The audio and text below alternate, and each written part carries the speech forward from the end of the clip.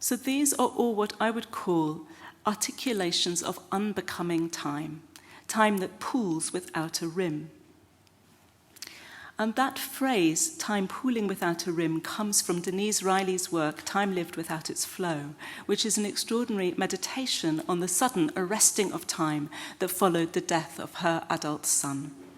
And she writes, "A sudden death, for the one left behind, does such violence to the experienced flow of time that it stops and then slowly wells up into a large pool. Instead of the old line of forward time, now something like a globe holds you. You live inside a great circle with no rim." So the new time that Riley found herself living is neither stopped time, nor deadened time, nor timelessness in the sense of Freud's notion of Zeitlos, but something like time suspension. Time conceived of as a viscous fluid takes on a different form, no longer a line with direction or purpose, but a pool, the welling up of present time that will not pass and has no rim.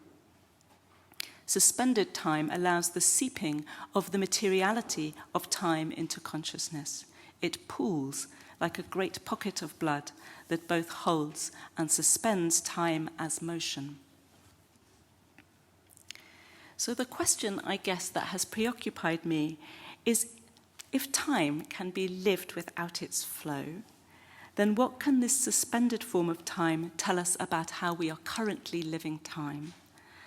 And if living such time without its flow has something to do with persistent attachments that we maintain with others, including those who are dead, then what might suspended time tell us about care and our capacities to go on caring when time has pooled?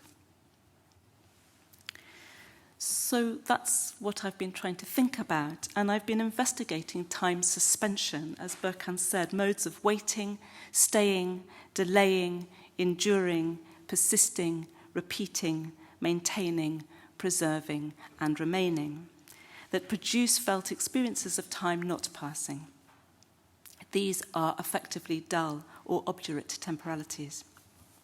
They have none of the allure of the time of rupture, epochal change, or shift. They involve social practices that are mostly arduous, boring, and mundane, or simply unbearable. These temporal practices require a certain staying power. In particular, they involve staying alongside others, or with processes that appear repetitive, stuck, or unchanging, or staying with certain ideas that may no longer be in date and therefore appear anachronistic, embarrassing, out of time. In the book, we encounter a feminist performance artist who spends an entire lifetime paying attention to the disposal of waste in a city by one social group on behalf of everyone else. And I'm going to speak about her work later on.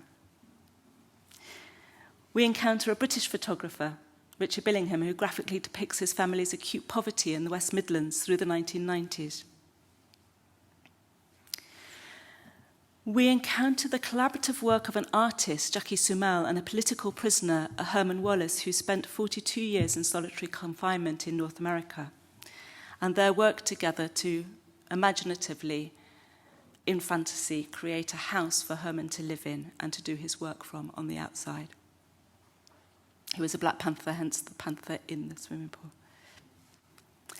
We encounter a British poet whose child has died, an Italian feminist activist who undergoes psychoanalysis whilst collecting political testimonies of the political upheavals of '68 in the wilderness years of the 1980s, and a painter, Barbara Loftus, who works with her mother's long-forgotten traumatic memories of the pre-war Nazi period.